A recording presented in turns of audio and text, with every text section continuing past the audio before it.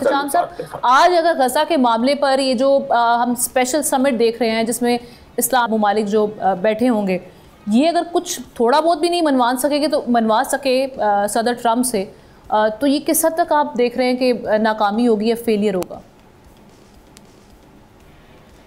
कितनी क्रिटिकल दो बड़े इवेंट हैं। एक तो आपने जिक्र किया जनरल असेंबली का 80th सेशन है।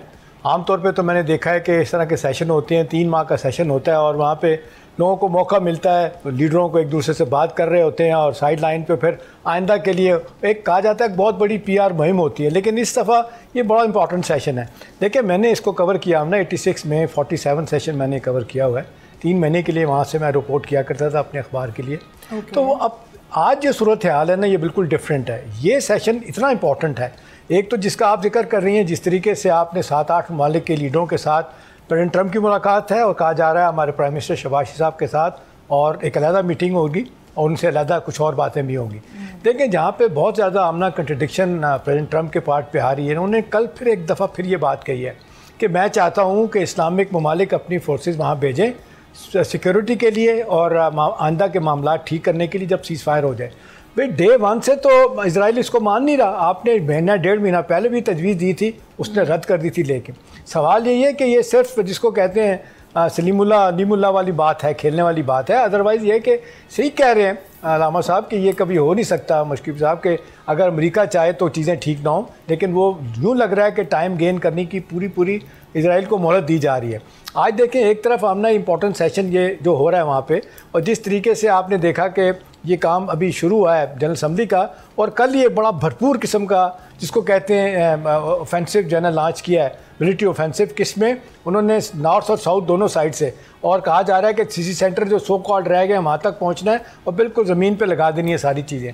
और दूसरी तरफ ये सेशन हो रहा है। इसकी अहमियत आमना मेरी नज़र में बहुत ज़्यादा इसलिए है, ये पहली मरतबा एक मुद्दत के बाद एक फ़लस्तीनियन इंडिपेंडेंट स्टेट का एक फार्मूला पेश किया जाएगा, एक करारदाद पेश की जाएगी जिसमें इतलात ये हैं कि गज़ा और वेस्ट बैंक के मुश्तमिल एक जो है ना हुकूमत बनेगी इंडिपेंडेंट, और ईस्ट यरूशलेम जो है ना इनका दारुल हुकूमत होगा। साइड बाई साइड इजराइल भी एग्जिस्ट करेगा, उनकी भी हुकूमत होगी।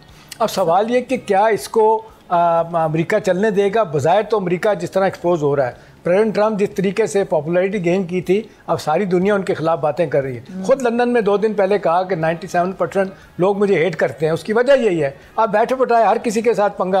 वो जो मेयर हैं लंदन के, इतना अच्छा काम कर रहे हैं, आपका तल्लुक वास्ता नहीं, आप उसको गालियाँ दे रहे हैं। I hate him, Sadiq Khan को। तो मेरा ख्याल है ये अब प्रेसिडेंट ट्रंप को कोई सीरियसली नहीं ले रहा, नतीजतन वो अपने लिए मुश्किलात पैदा कर रहे हैं। एक अच्छी डेवलपमेंट आमना जो बहुत अरसे बात हुई है, देखें ना, ये कहा जाता है कौमों की ज़िंदगी में कभी कोई लम्हे आते हैं। G7 ममालिक का इसको तस्लीम करना 5-6 मुल्कों का कि जी हम तस्लीम करते हैं फ़लस्तीनी स्टेट को।